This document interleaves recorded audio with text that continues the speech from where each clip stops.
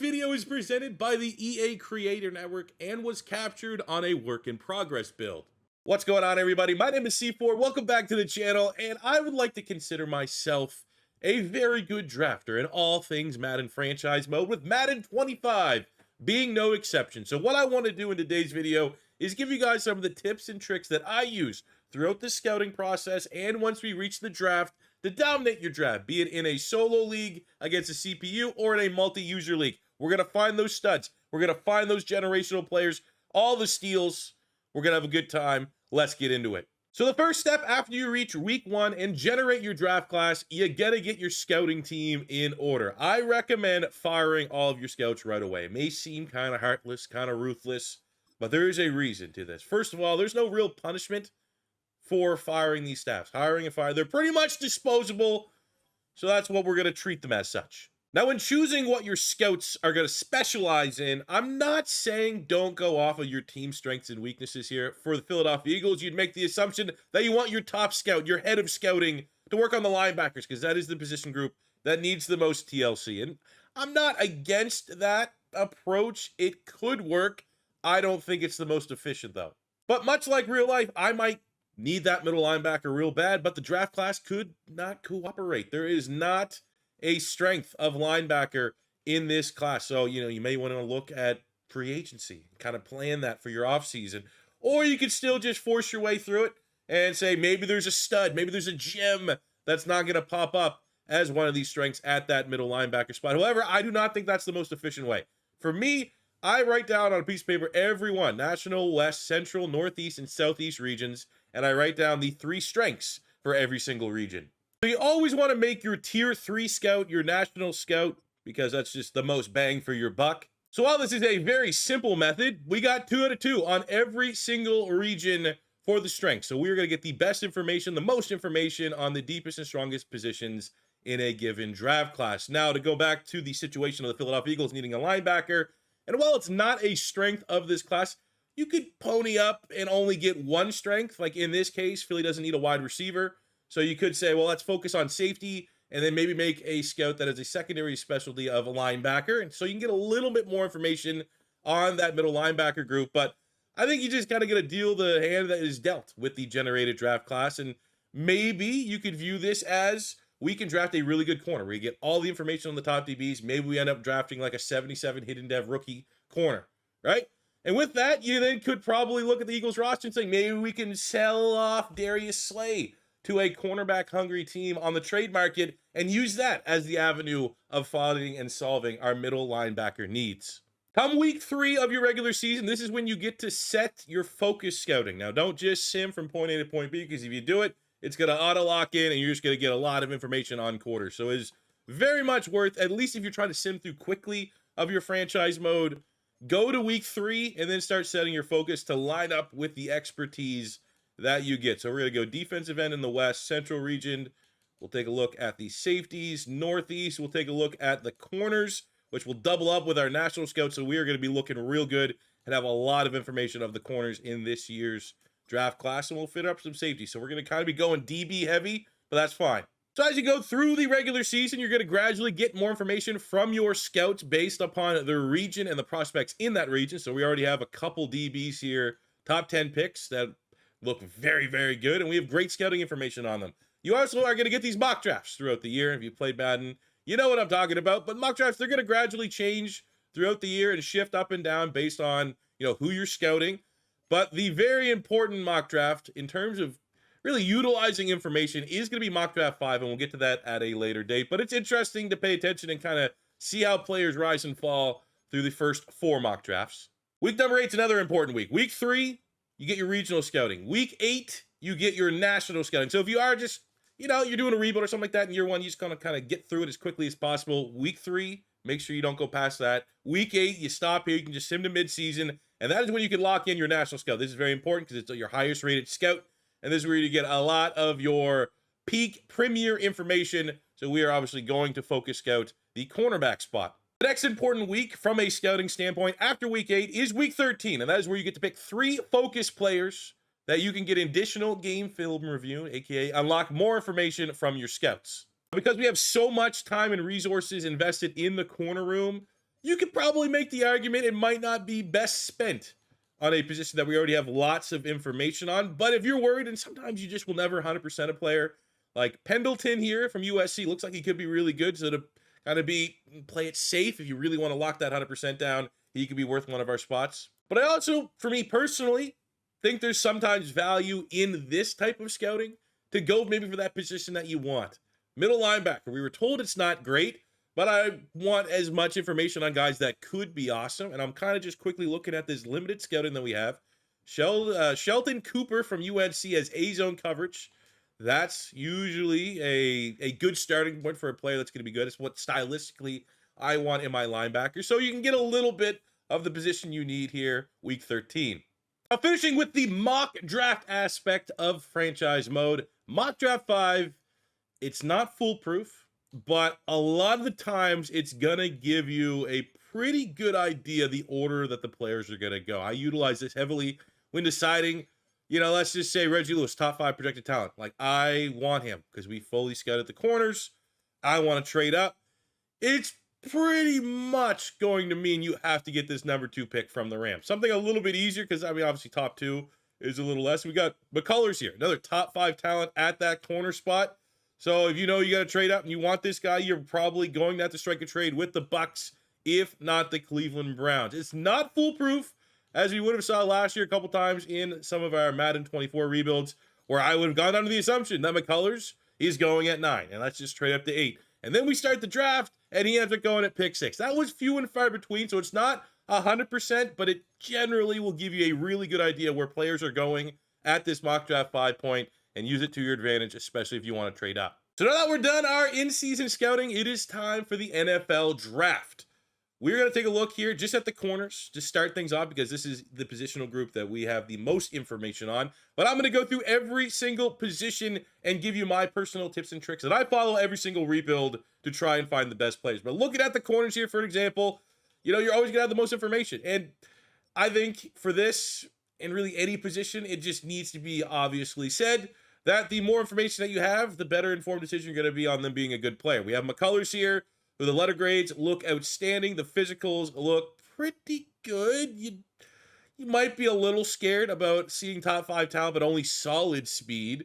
But I think and know that when you get a top 5 talent grade, they're going to be a really good player. Maybe you could be a little conscientious of the dev trait, but not always. It's not a foolproof thing to say if they have a bad combine, they're going to just be a normal dev. I want to just take a little bit of a deeper look here because McCullers, great player, great letter grades, fully scouted, top 5 pick. But as soon as I saw that combine, I was like, I've seen and been burnt many times by following the projection, and because of the bad combine, they don't have a dev trait. It's not a foolproof. I've seen guys with bad combines that still roll with at least a hidden dev, which will be a star. Sometimes they're an outright superstar. You look at McCullers, the speed was a concern. He has 90 speed, which is not that bad. But overall, not a great combine, and not surprising that even though he is top 5 and he looks like he's going to be an awesome player, you're not going to get the dev trait you want. Now, this isn't foolproof. Again, there's variance. It's fluid. But I would say more so if you have a tiebreaker, right? McCullers is here, normal dev. Then you got Reggie Lewis, another corner, top 5 projection. Key ratings are good, but his combine is pretty good. Elite in acceleration. The speed is 4.37. I bet he has a dev trait.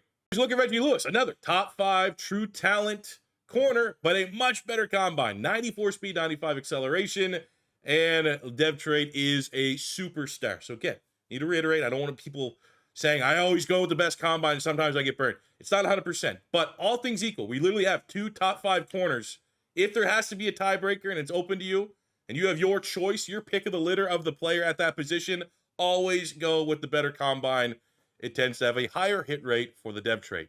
Lastly, just on the corner spot, because we found an absolute bust in Terrence Morrison, just looking at things to maybe avoid. I mean, I would not draft this. I would never recommend drafting a first, second round projected corner that is all C's across the board and not one solid trait from an athletic standpoint. So you can always trust your board. And a lot of times, if it looks bad, it's probably very bad. So now is where I think we're going to get some value out of this, because how many times can I tell you, if you scout a guy, look at the letter grades, look at the combine, you're going to have that information, you're going to be able to make those decisions. It's when you don't have the scouting done and you're kind of left to make blind selections. Say you wanted one of those two top 5 corners, but you picked at pick 4, and you weren't following mock draft 5. You were just blindly hoping they would fall to you, and they're gone. Now you need to pivot. There's no other corners you like. And like, oh, great, I only scouted corners. What do I do? How do I sift through the reads and try and find the best player available with only 50, 60% scouting? So that is what we're going to do, starting with the quarterbacks. We have 2 clear and obvious first rounders here. Let's see if we can guess which one's the best. Wyndham is a projected top 5 pick. The letter grades aren't too bad. A short, A medium is not, you'd like more than that. You look at the combine. The biggest thing I always like to look for is the throw power. It's not foolproof. A lot of times, too, especially in Madden 24, you would see quarterbacks 97, 98 throw power, but they end up being like a 61, 62 overall because the rest of their stats kind of let them down. But blind picking here on Wyndham, we're going to see that his awareness is really low, which is, in terms of just base rating, that's good for inflation. You want that to be higher. He's not a quarterback that's good throwing under pressure. His break sack, there's lack of mobility. Doesn't look like a top 5 quarterback. So now looking at the other quarterback, not a top 5 projection, but you look at the key ratings, they're pretty good. A short accuracy, A deep, A throw under pressure. The physicals, doesn't have elite throw power, but he has great, which is just, the notch below that. His strength's elite, his acceleration is elite, so that doesn't really tell anything, but it stands out. Anytime anything kind of stands out for the better, I kind of use that to my advantage when I'm blind picking. We also have A awareness, which is like the complete opposite of the top 5 projected quarterback. So I would say easily, without a shadow of a doubt, even though you may look at the key ratings and they're kind of close, I think Forden is going to be the better player. And that tracks. Wyndham is a 69 overall. Does he at least have a dev trait that can kind of redeem it? Because you get a 69 overall, but you get a solid dev trait. He's a normal. So that is that's a great example of don't get those quarterbacks. That would be an absolute bust. We're looking forward to 74, so it's not crazy.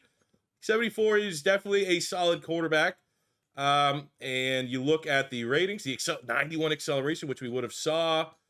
The throw power, 92, it's still on a little bit low side. I like to see, and usually a lot of the great quarterbacks that you could find generated have like 94, 95 plus. But 86 accuracies are pretty good. And he's an X factor. Now, I didn't have any inclination that he was going to be that good, but very clearly he was the choice in a blind selection of the two, kind of going off of what I broke down. And you would have, following kind of the trends that I like to look for, got an X factor quarterback over a first round bust. For running backs, not a lot of tips that I've been able to pick up over the years, outside of you can sometimes find power backs. They will be known to you by their carrying and break tackle. We've been able to utilize this a couple times in our own franchises going back to last couple years. I would personally look at like Luke Ford if I'm blind picking because he has that A break tackle, B carry, about 4.5 speed. I would guess he's going to be 70 plus, and you might be able to get him in the 4th round. And the top running back in the class is a 74, and Ford, who I was kind of blind picking just because of power back archetype, had the good break tackle. He's 73, so only 1 overall point off the top running back, and you get him round 4, maybe even round 5. So let's take a look at the top running back in this class. And this is a good example of, blind picking is never going to be 100% foolproof. So you look at Brothers, and if I'm blind picking him, I'm like, oh, okay, the key ratings aren't the best. You look at the physicals, they're not elite. They're not bad. I would say if he was in the 2nd round and I needed a running back, I wouldn't hate it. The 40-yard dash is not brutal.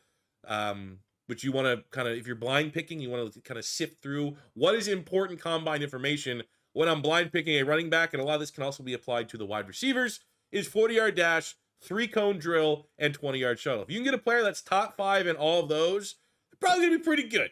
Now, I will say, looking at just the description of his ratings, they're only good in acceleration and speed. You'd love to see that be great at minimum, if not outright elite. But I would say blind picking, this guy doesn't look anything too crazy. But when you look at his stats, you're like, all right, for Brothers here, it's better than expected. The speed, he's quicker and faster, and he has a superstar dev trait. So blind picking does have obvious disadvantages, whereas if someone, like say you're in a multi-user league, scout at the running backs, he might know that this guy's an absolute stud, and you wouldn't be able to pick up on that because the blind scouting is not the best. But, technically, at least for this running back position, my blind pick would have still only been 1 overall point off of Brothers, even though there's a gigantic gap in the dev traits. I look at wide receivers. Wide receivers are tricky. I would say if you really need wide receivers, definitely focus scout them because you're gonna want to break down the letter grades because they're like the biggest variance between like look, number one play. You look at those D catching.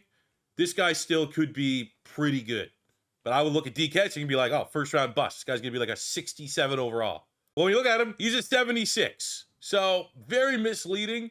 And I would say it's arguably the most important position that if you really want to land a big time player at, fully scout them and get as much information as you can. If you find yourself having to blind pick a wide receiver, this is an incredibly casual but usually effective approach. Go by the fastest time. Fastest 40-yard dash time, 3-cone, and shuttle. If you can get a guy that is tops in most of those categories, they are going to be very good. We actually didn't really get a great role in this pre-made class, but we can look here probably like Javon Boss. Not the best. But I would blind pick him. I would blind pick him under the assumption that he might be closer to 70 than not, which is a great rating for a UDFA grade. But if you're blind picking wideouts, it's really all you can go off of. But I would say in terms of profile, much like I said for the running backs, look for a power back that has good carry and good break tackle. For these wide receivers, every now and again, you will get day 3 UDFA guys that have C to B deep route running. You can kind of ignore the rest of the stats. And for the physicals, they just have it absurd. They'll have elite acceleration, elite agility, elite speed. Just go get those guys.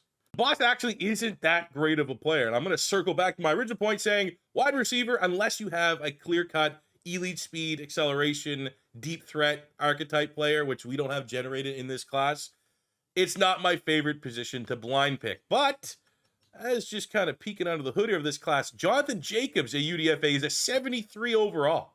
Not much that would indicate that he's an absolute beast. Like, he's pretty middle of the mall. Scouting report across the board. His combine's not bad. It's also not great. So sometimes you just get lucky. And again, adds to the variance that this is just a really tough position to blind pick. Now at tight end, I think tight ends are usually pretty clear and obvious if they're going to be good. They're going to have pretty good letter grades. Their combine, much like Clayton Agnew here, is going to stand out amongst the rest. Get elite strength, jumping, change of direction, and agility. Great in Excel. Like, this guy is going to be a very good player. But when it comes to blind picking, all things equal, I tend to notice the stronger the tight end, the higher the bench press, the safer that blind pick is going to be. And this draft class backs that up. As if we look at the tight ends, Agnew, not even the best, but still a good player. But if we sort by strength, so this would be the highest bench press, look at the ratings. 71, 74, 73, 71. So just with the blind pick, rule of thumb, go with the stronger tight ends. You can also have that be mixed in with the influence of some letter grades. You're going to have a good time, or at least as much as you can, for making a complete guess of a selection. So looking at offensive linemen, I'm going to kind of group the interior guys all together, both guards and centers. And I would say there's not really a special science to finding studs. Usually, just more often than not, you will get 2. Sometimes you will get 3 for a blind pick. And if they have good letter grades, they're going to be like a 70+. Also helps for the interior guys if the bench press is pretty good because you want to see that power. But I would say interior linemen, go off the letter grades if you're blind picking. And if they don't have a lot, you don't have enough information, it's probably going to be best to look at a different position. However, the tackles get a little interesting. Now, for offensive tackles, there's kind of, at least for like the higher end players, 2 archetypes that exist. And we actually got a good role here to break that down and show an example. We have Dwight Phelps out of Florida, first rounder, and his letter grades are good. If we had him scouted, he would have A pass block, B run block. He is at the high end of those. But you go look and you see that bench press, and you're going to go, uh-oh. He has elite agility, which is nice, but especially old school Maddens, it used to be the rule of thumb, minimum 35 in the bench press. Not the case. There is either, and this exists a lot, this happens a lot, it's common enough that I wanted to highlight it, that there will be tackles that have and tend to have the higher key rating grades. They tend to have, unless you're getting like a straight up generational guy, lower bench press numbers than what you would like to see, but they're still a good player. We did a rebuild, our very first Patriots rebuild, our very first round pick in Madden 25 was one of these tackles that had good letter grades, bad bench press, ended up being like a 73 superstar dev. But then at right tackle, we have kind of the inverse of that left tackle. The letter grades this time aren't good. 2 C's, and you see that for a first round and be like, this guy sucks. But you look at the combine, good speed, elite strength with that 40 reps at his college pro day.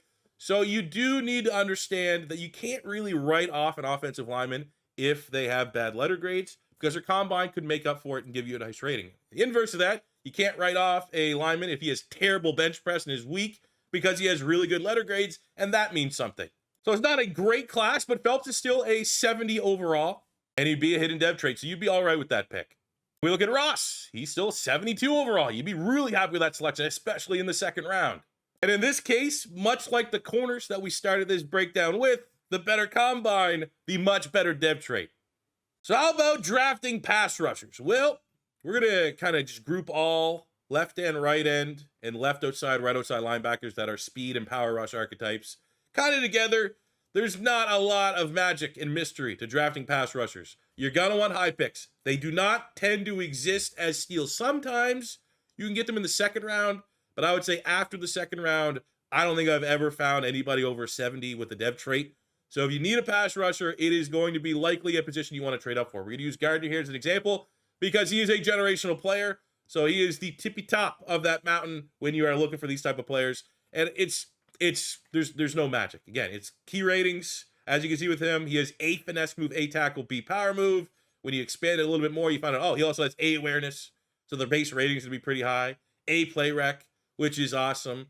Pursuit, probably going to be an A as well. And the physicals are absolutely off the chart. The acceleration, agility, jumping, and speed, I would say for defensive ends, you do, wide receivers and running backs, 40-yard dash, 3-cone, 20-yard shuttle. I think that's just across the board. Those are great ratings for literally every position. But obviously now that we're involving on the defensive side of the ball, a good bench press, a top 10 in the bench press would definitely be my target range. So as we can see, Gardner is a generational player. Projected to be the first overall pick, 82 overall, which to this point is the highest rating I've seen on a rookie, and he is a superstar X factor. But I don't really want you to take from this section. It's like, well, C4's tips and tricks told me to look for the guy with the best letter grades and the best combine and pass rush. That's kind of obvious. I think the only kind of takeaway I can give you for these positions is early and often. You are not going to find a pass rusher that you're going to be very happy with if you're not getting them in the first round. As you can see here, we have 82 and 76. Look awesome. But outside of that first round, there is one player that is above a 70 overall. At left end, it's the exact same. 3 first rounders, all above 70. You'd be all right with them. Outside of that, absolutely nothing. Outside linebacker, looking for speed and power rusher. There is one, and that is a guy going in the top 10. Outside of that, no sleepers. Right outside linebacker, we have one that is a 75 overall. And when you look beyond that, there is one guy you'd say, oh, look, there's a value pick. But at the outside linebacker spot, pretty much anyone that's going to be a 70 plus is going to be like an off-ball linebacker, a cover linebacker, a run stuffer, not a power or speed rusher. Now, inside a defensive tackle, it does overlap a lot with what I just said for the left ends, right ends, power rushers, speed rushers. Key ratings usually tell you all you need to. We got a sub 300 pounder. So the moves are going to be good. His athletic traits are going to stand out. Sometimes you can get misleading. I picked up in Madden 24, you would get a lot of sub 300 pounders that have really good stats, and sometimes they're fool's gold. It's not an absolute hit rate. Like, let's take a look here at Ramos. You would say, okay, this could be a value. A finesse move, B tackle. Great combine, but he ends up being a 72 overall normal, which is not a bad pick at all, especially if you get that in the second round. But don't get too overhyped when you see like a ridiculous combine for a defensive tackle, because this type of archetype of like a sub 300 pounder with great finesse move tend to be more fool's goldy than not if your expectations are you got the next Aaron Donald. I will say though, something for D tackles that started last year, that was always a safe trend when you are drafting, is the nose tackle cheese. A lot of times these are mid-round projections. They are usually 350 pounds plus, and they're almost always a guarantee to be a 70 plus. And I would say higher than 50% chance that they're going to roll with a dev trade as well. So we have Darius Mumphrey here, A tackle, B power move, which in itself for a 385 pound player, I'm intrigued by. He has elite acceleration, which is absurd. First in the 3-cone drill, almost 400 pounds. Strength's a little bit on the low end at the combine, but he put up 41 at his pro day. He's going to be an awesome player. And take a look at Mumphrey. Yeah, the strength's a little low, 93. A lot of times you can get 95, 96, the occasional 99 on these big nose tackles, but the ratings are great. He has really good acceleration. Those athletic attributes for a man of his size are very, very unique, and he rolls with a superstar dev. Now for linebackers, I like to personally value when you can get really good zone coverage. I want to highlight Jay McGee here. High coverage, good tackle. You don't really want anything below a C. His pursuit's probably going to be lower than I want. But what can kind of offset maybe not perfect key ratings at that linebacker spot are very good testers. And that's what we got here with McGee. He has elite speed, top 5 in the 3-cone. Not a perfect roll, but for a blind pick where I don't have all the information, I'd feel really comfortable drafting McGee. So we'll compare McGee at middle linebacker, who has all right letter grades, but a really good combine, to Leslie Gates. Obviously, a little bit apples to oranges, as it's off-ball linebacker to power rusher, but Gates has the ratings. Look at that. B block shed, A pursuit, B tackle. However, when you look at the combine physicals, not the best. Not terrible. He's going to have a good rating, but he also doesn't have that solid acceleration. It's kind of scary. That decent speed is kind of scary. He's a stiff player with this change of direction not being particularly good. So not a great combine for Gates. And I bet you this is going to be reflected in their dev trait. And we look at Gates, who still technically, if you're following my method, he had elite bench. His bench press was the best, and his 3-cone and 20-yard shuttle were both top 5. So he still ends up being a 75-plus player, which is great. But back to the theory that good combines, for whatever reason, tend to relate to better dev traits. We have a bad combine. Normal dev trait. But then we take a look at McGee. 72 overall, not as high rated, but look at that. 91 speed, 91 acceleration. His combine was awesome. And what is his dev trait? Because he had such a great combine, it is superstar. So the theory, better athlete, better dev trait. Again, do your homework. Trust your board, but if you're blind picking, something to think about. Now, finishing up the defense with safety, this is definitely another position that I would say you want to get in early. Not a lot of studs and sleepers going outside of the second round. Like, that is a lot of depth. You look at the free safeties outside of the first round, good luck finding an absolute steal. It just does not exist, and that tends to happen more often than not. I would say in the aspect of blind picking safeties, I personally like to go with ones that have more standout coverage traits, but it does come down to archetype. Like Gaithers is still going to be a solid player. He's just a run support. So if you are looking for that big thumper, B tackle, A hit power, you usually would like to pair that with good, great, elite strength. But I am usually kind of partial if I have not a lot of information. If I can at least get a B in man or zone coverage, I'm going to be all over that player. However, I think ultimately for safety, I almost treat it like wide receiver. Give me the best athlete. And we're going to take a look here. Jared Savage, first rounder. Yeah, I would love to know if that's a B man. I'm going to put it on the assumption just for the example that is going to be a B man coverage. C tackle, C zone, B hit power, not bad. 6'2", 205, great profile. But you look, he's second in the 40-yard dash, first in the 3-cone, first in the 20-yard shuttle. So arguably is the best athlete of the entire safety class. And it is reflected by the fact that he is the fastest and has the most acceleration. And it's going to pile on to what we just kind of broke down at the beginning with the corners and with the linebackers. Oh, he had a great combine. Oh, this guy's a big-time athlete. Superstar dev trait. It doesn't happen all the time. You can draft a guy that has 4.24 speed and he ends up normal. But we're in the area of blind picking. It's about averages. Pretty good averages. And to finish up with special teamers, this is your money spot to go get, 6th, 7th round. If you want to save some bucks and not extend a kicker on your salary cap, easiest way is you get all their valuable information every year. I don't think they've ever been not fully unlocked come draft time. You have their kick accuracy in their key ratings, and when you tab over to the physicals, you get their kick power. So I would say anything above a B in accuracy, B to A, and I would say anything great to elite in kick power. This is obviously going to be a very good kicker. I would say 72, 73. It ends up being a 71, but still the best kicker in the class. And he is a hidden dev kicker, which is always a very nice plus. The same rule applies to punters. We get the information. He has A awareness, which always helps because that goes to affect the base rating of the player. But for kicker, you have B accuracy. Kick power is elite. He's going to be another 70-plus player. And it checks out. He is a 75 overall. Could be superstar. Only normal, all right, but still, if you're going to have to sell a little bit on a good rating, no dev trait, you'd much rather be your punter than like a quarterback or a pass rusher. So that just about does it. I think we covered just about everything. Obviously, as the game gets older, maybe there's new wrinkles that have been sprinkled in to the scouting process that can make us, min-max it even more. But I think for simplicity's sake, to enter in your first dynasty, your first multi-user league, I think we covered enough things in this video that you're not going to be exposed in your draft. It's fine and dandy to kind of break down, guys like this. It's like, hey guys, C4 here. I'm going to show you how to get generational pass rush. So what you're going to need to do is find a guy that has the best key ratings and elites everywhere. You're not going to get much value out of that. I think kind of showing what I use in my rebuilds to blind pick, because a lot of times you are blind picking, it gets you in a tough predicament in case you mess up your scouting. Maybe your board gets destroyed and you have to pivot last second. I hope you're able to at least pick up a couple tips here that can help you survive on draft day.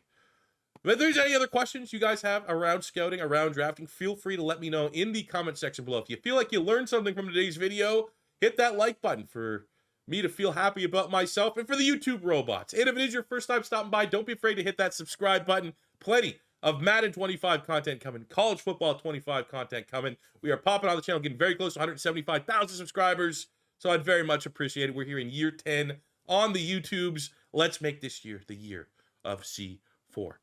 But that'll do for me today, guys. Thank you very much for watching. As always, your first time stopping by. I'll see you on the next one. Peace out. Love you. Have a good one.